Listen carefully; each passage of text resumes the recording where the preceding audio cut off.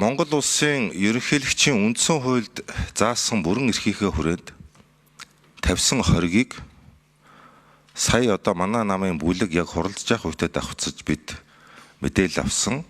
Гишүүдэд цаасан хэлбэрээр тараагдаагүй ч гэсэн сая бол үндэслэлтэй бол танилцсан. Энд бол тухайн асуудлыг шийдвэрсэн улсын их хурлын шийдвэрийн буюу хэн нэгэн хүнийг огтруулсан эсэх тухайн асуудал нь зөв буруу, сайхан муухай гэдэг асуудлаар бус Монгол улсын үндсэн хуулийг зөрчиж асуудлыг шийдсэн үндсэн хуульд халдсан энэ асуудал дээр хориг тавигдлаа гэж ойлгосон.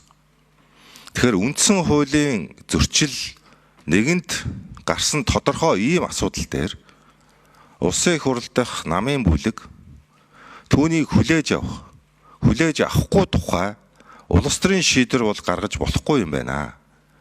Өөрөөр хэлбэл үндсэн хуулийг бид зөрчихгүй юу гэдэг улс төрийн санал хураалт намын бүлэг бол хийж болохгүй юм байна гэж үзсэн.